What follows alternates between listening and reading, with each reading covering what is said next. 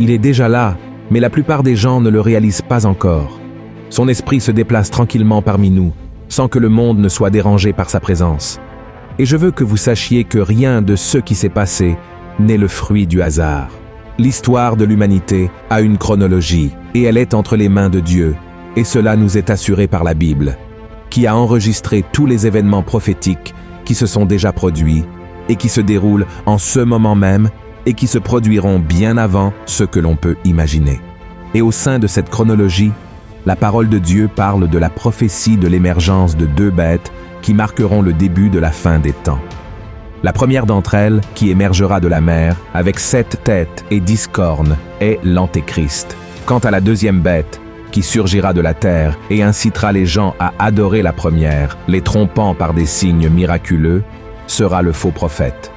Et je ne sais pas si vous le savez, mais le livre de l'Apocalypse a été écrit par l'apôtre Jean, alors qu'il était emprisonné sur l'île de Patmos, en Grèce. Dieu lui a donné la vision des choses qui se produiraient au cours des 7 dernières années avant le retour de Christ et la fin des temps. Et le langage utilisé par le Seigneur dans ce livre de prophétie était un langage symbolique.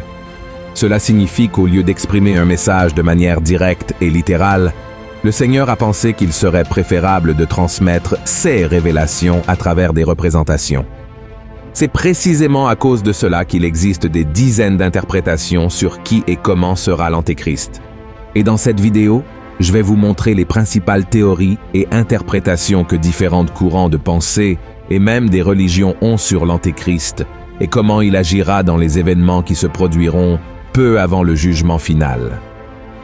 Mais avant de commencer, abonnez-vous déjà à ma chaîne, car chaque jour je veux vous aider à comprendre la Bible de manière très simple et pratique.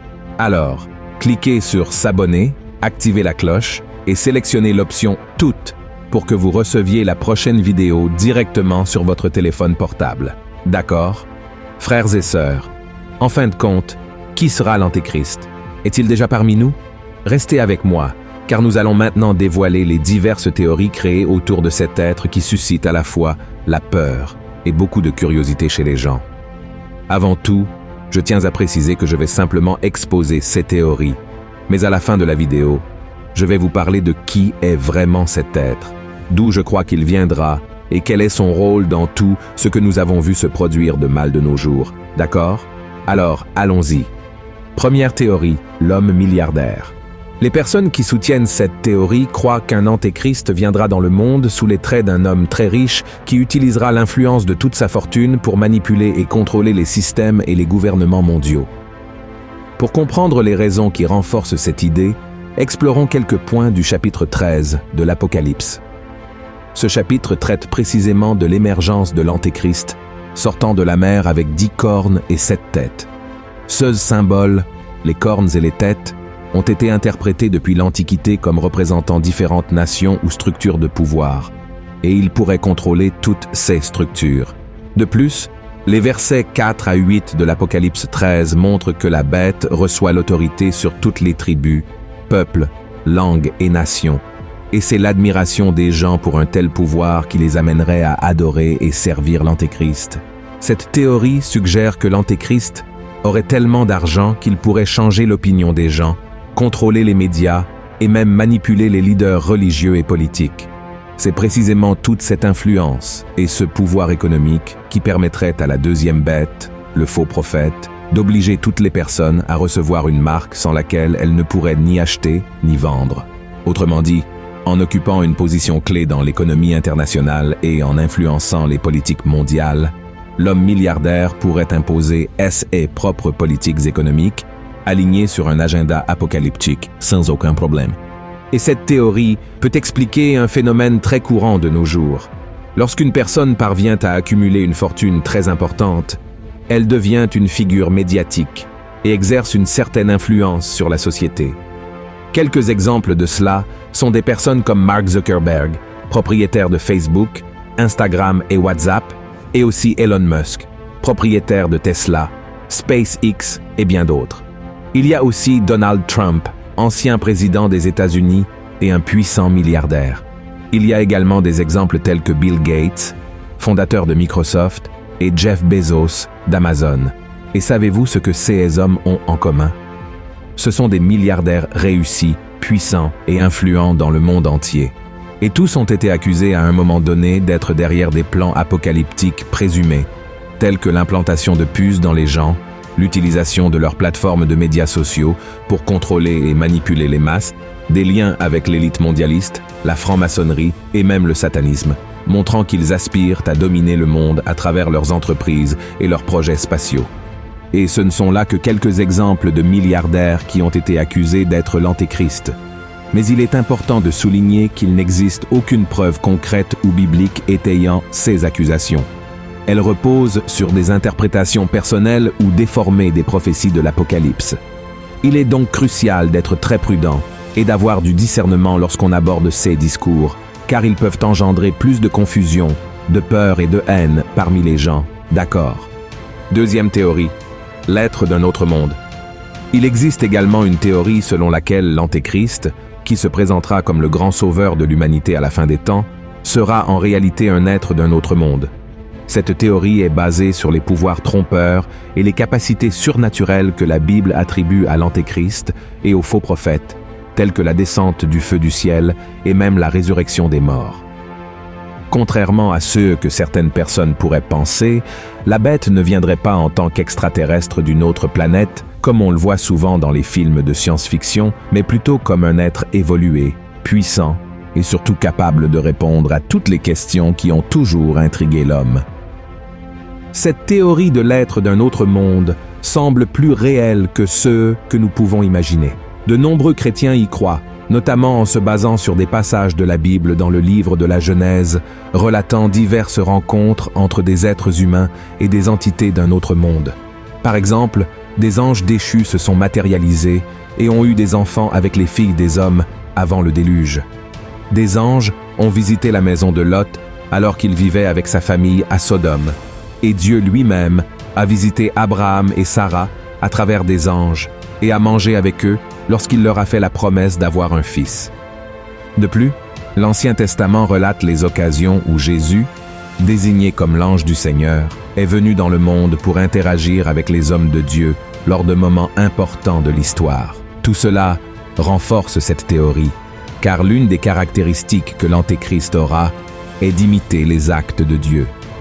Et la Bible elle-même nous met en garde contre ces tromperies dans l'Évangile selon Matthieu, chapitre 24, et dans la lettre aux Thessaloniciens, chapitre 2. Il est également important de se rappeler que d'autres cultures mentionnent des visiteurs d'un autre monde dans leur littérature. Les écrits des anciens peuples décrivent des rencontres entre des êtres humains et des entités venues d'ailleurs que la Terre. Ces récits ne sont pas seulement intrigants, mais ils créent également une narration montrant ces êtres comme influents, transmettant sagesse et connaissances avancées à l'humanité. L'image d'un être supérieur pourrait bien conquérir les gens et les dirigeants politiques et religieux, en leur faisant croire que, en tant qu'individu meilleur et plus capable, il aurait le droit d'être le grand leader de l'humanité. Et, incroyable mais vrai, les gens adoreraient cet être. Soyons honnêtes, le monde adore déjà les êtres humains qui se distinguent de quelque manière que ce soit par l'argent, la beauté, la célébrité, le talent ou la rhétorique convaincante. Imaginez la taille de l'idolâtrie qu'une personne aussi grandiose et sage pourrait générer. Imaginez comment il attirerait l'attention, l'amour et la dévotion des êtres humains, apportant des réponses sur l'origine de toute chose, offrant des solutions aux problèmes économiques, politiques et sociaux qui causent tant de guerres et de haine de nos jours. Assurément, cet être serait vu comme le Messie venant des cieux, avec la paix et le salut entre ses mains. Et c'est tout ce que Satan a toujours désiré, n'est-ce pas? La troisième théorie, le leader politique. Cette théorie est également largement débattue parmi les érudits de la Bible, car elle suggère que l'Antéchrist émergera en tant que leader politique très charismatique, capable de mettre fin aux différences entre les nations, unissant les peuples sous un seul gouvernement, son gouvernement. En promettant la paix, la prospérité et la résolution de conflits séculaires, cet individu attirerait non seulement des milliards de disciples et éloignerait beaucoup de la présence de Dieu, mais il accomplirait également la prophétie de Daniel, chapitre 9, verset 27, qui révèle comment l'Antéchrist se présentera au monde. Et ce n'est pas tout. La théorie du leader politique s'aligne également sur une autre prophétie de Daniel que nous pouvons trouver dans le chapitre 7 du livre qui porte le nom du prophète. Je veux lire ce passage avec vous pour que nous puissions le comprendre plus en détail. Voici ce qui est écrit. Il me parla ainsi. Le quatrième animal, c'est un quatrième royaume qui existera sur la terre, différent de tous les royaumes, et qui dévorera toute la terre, la foulera et la brisera. Les 10 cornes, ce sont 10 rois qui s'élèveront de ce royaume. Un autre s'élèvera après eux. Il sera différent des premiers, et il abaissera 3 rois. Il prononcera des paroles contre le Très-Haut, il opprimera les saints du Très-Haut, et il espérera changer les temps et la loi. Et les saints seront livrés entre ses mains pendant un temps, des temps et la moitié d'un temps. Maintenant, nous allons analyser les parties de cette prophétie de Daniel et comprendre les raisons pour lesquelles tant de personnes croient que l'Antéchrist viendra dans le monde sous la forme d'un leader politique. La première partie parle d'un quatrième royaume, différent des autres royaumes, qui aura le pouvoir de dominer toute la terre. Cela pourrait être interprété comme un gouvernement mondial très puissant, dirigé par l'Antéchrist, un homme qui se démarquerait des autres par son charisme, sa compétence politique et sa capacité de persuasion. La deuxième partie parle de dévorer toute la terre. Cette image pourrait symboliser la domination du leader sur plusieurs nations et gouvernements, probablement obtenue par des conquêtes militaires, des manœuvres politiques ou d'autres formes de répression. La troisième partie, qui dit que l'Antéchrist parlera contre le Très-Haut, peut être interprétée comme une tentative de ce leader de détourner l'adoration et la loyauté des gens envers Dieu pour lui-même et son gouvernement. Alors que la quatrième partie, qui traite de l'oppression des saints de Dieu et de la tentative de changer les temps et la loi, serait une continuation de la troisième. Autrement dit, ceux qui ne se plieront pas à la direction de l'Antéchrist, en s'alignant sur ses valeurs et principes, seront persécutés et tués. Et avec le temps, tout comme dans la première théorie, plusieurs hommes politiques mondialement connus ont été désignés comme des antéchrists potentiels, tels que Néron, Napoléon, John Kennedy, Mikhail Gorbatchev, Ronald Reagan et plus récemment, les noms de Barack Obama, Donald Trump, Joe Biden, Vladimir Poutine et le roi Charles III ont émergé. Si nous examinons les Écritures, nous verrons que l'Antéchrist aura toutes les caractéristiques mentionnées par cette théorie. Cependant, il n'y a aucune ligne dans la Bible qui affirme ou garantit que l'Antéchrist sera un leader politique utilisant son influence pour dominer le monde. La quatrième théorie, le leader religieux. Cette théorie affirme que l'Antéchrist sera un leader religieux si influent et respecté qu'il convaincra d'autres leaders spirituels de se rallier à la formation d'une nouvelle et unique religion mondiale. Et pour gagner la confiance de tous, il utilisera des miracles et d'autres signes. Selon la théorie, cet homme serait présenté au monde comme étant si spiritualisé qu'il pourrait sembler avoir été envoyé par Dieu lui-même. Cependant, cette apparence trompera tout le monde, car il ne sera qu'un imposteur. Et cette idée a tout son sens lorsque nous la comparons avec le passage de 2 Thessaloniques, chapitre 2, versets 3 et 4, où se trouve la prophétie suivante. Que personne ne vous séduise d'aucune manière, car il faut que l'apostasie soit arrivée auparavant, et qu'on ait vu paraître l'homme du péché, le fils de la perdition, l'adversaire qui s'élève au-dessus de tout ce qu'on appelle Dieu ou de ce qu'on adore, jusqu'à s'asseoir dans le temple de Dieu, se proclamant lui-même Dieu. Ce texte fait partie de la 2e lettre que l'apôtre Paul a écrite aux membres de l'église de Thessalonique, où il parlait du retour de Jésus et du jour du Seigneur. Il met en garde les chrétiens contre le risque d'être trompés par de faux enseignements, affirmant que ce jour est déjà arrivé. Le passage fait également référence à 2 événements futurs qui se produiront avant le retour de Jésus. Et selon ceux qui croient en cette théorie, cela a tout à voir avec l'Antéchrist en tant que leader religieux. Selon ce texte de l'apôtre Paul, le premier événement sera l'apostasie, qui est un éloignement ou un abandon de la foi en Christ. L'apôtre Paul a prédit qu'il y aurait une grande révolte ou un rejet de la vérité avant la fin des temps. Et les partisans de cette théorie affirment qu'elle se produira sous l'influence de ce leader religieux qui s'autoproclamera Dieu et incitera les nations à suivre ses nouveaux commandements tout en rejetant les commandements de la Bible. Ensuite, viendra le 2e événement, qui est la révélation de l'homme du péché, le fils de la perdition, L'audace de cet homme sera telle qu'il se placera au lieu du Seigneur dans le 3e temple de Jérusalem, déjà en cours de planification, pour accomplir ce que les Écritures appellent un sacrilège terrifiant, où le nom et la sainteté de Dieu seront profondément blasphémés par ce leader. Selon ce chapitre de l'Apocalypse, la première bête serait un leader politique et religieux qui recevrait une blessure mortelle et serait guéri, amenant les gens à l'adorer. La deuxième bête serait un faux prophète qui ferait des signes et des prodiges au nom de la première bête et ordonnerait la création d'une image à son effigie à vénérer. Ce théoricien croit que la première bête serait le pape Jean-Paul II, qui a été attaqué par balle sur la place Saint-Pierre en 1981 et a survécu à l'attentat. Il pense qu'il ressuscitera des morts et se révélera comme l'Antéchrist, l'ennemi de Jésus-Christ et de l'Église. Ils associent également la deuxième bête à un futur pape potentiel, qui serait le faux prophète trompant les fidèles avec de faux miracles et les amenant à adorer l'image de Jean-Paul II. Cette théorie gagne en force, car Jean-Paul II a été une figure mondialement reconnue pour son leadership et son influence au cours du XXe siècle. De plus, il a été l'un des dirigeants les plus influents et aimés qui a défendu la foi catholique et la paix mondiale. Il est décédé en 2005, a été béatifié par le Vatican en 2011 et canonisé en 2014, lorsque l'Église catholique a officiellement reconnu qu'il aurait accompli des miracles de son vivant et également après sa mort. Cependant, cette théorie sur le pape Jean-Paul II ne tient pas la route, car la Bible nous assure dans Hébreux chapitre 9 que les hommes sont destinés à mourir une seule fois, puis vient le jugement. Et l'ancien leader de l'Église catholique ne pourrait pas être l'Antéchrist, car le Seigneur ne permet pas à une personne de revenir à la vie, à moins que cela ne soit selon sa volonté, comme cela s'est passé avec Lazare et Jésus lui-même. Et la 5e théorie, l'intelligence artificielle. Il s'agit de la théorie la plus récente sur l'Antéchrist. Avec la croissance de la technologie et de l'intelligence artificielle, certains groupes de personnes ont commencé à croire que la bête qui surgira à la fin des temps pourrait être liée à un système hautement technologique, voire incarné en lui.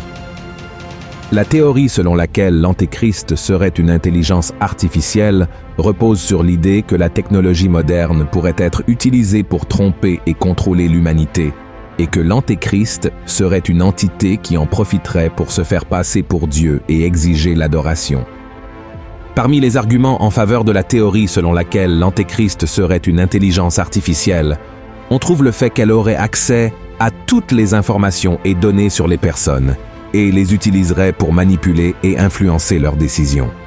L'intelligence artificielle permet également à l'homme de se connecter avec des puces, des implants, la biotechnologie, et avec le temps, elle pourrait modifier l'identité et la conscience des personnes, et en fin de compte, créer de faux signes et merveilles, tels que des hologrammes et la réalité virtuelle pour impressionner et tromper les gens. C'est dans ce contexte que s'inscrit le projet Bluebeam, une théorie selon laquelle la NASA envisagerait de mettre en œuvre une nouvelle religion mondiale avec l'Antéchrist à sa tête, utilisant des technologies de projection avancées pour simuler la seconde venue du Christ ou l'arrivée d'extraterrestres. L'idée est qu'à travers ces faux événements cosmiques, les puissances mondiales consolideraient le contrôle sur l'humanité sous un seul gouvernement et une seule religion. Ce projet se divise en 4 étapes. La première étape vise à discréditer toutes les religions en amenant les gens à croire que leurs croyances sont fausses. La NASA créerait supposément des tremblements de terre artificiels, révélant des preuves archéologiques montrant que les croyances religieuses sont erronées. Dans la deuxième phase, des hologrammes en 3 dimensions seraient projetés dans le ciel, montrant des images religieuses pertinentes pour différentes populations. Une voix divine parlerait dans toutes les langues et cette manifestation serait l'œuvre de l'Antéchrist.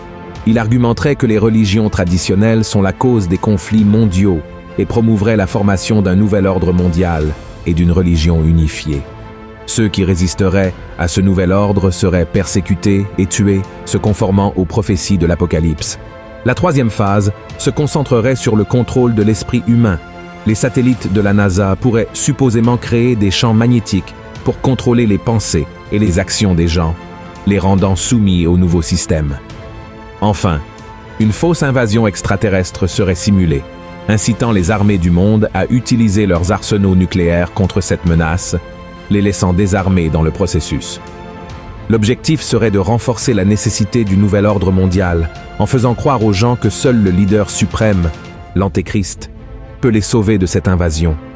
Mes frères, je ne crois pas en cette théorie pour quelques raisons. Tout d'abord, l'intelligence artificielle n'a pas de vie propre, mais est créée et programmée par des êtres humains qui peuvent avoir de bonnes ou de mauvaises intentions.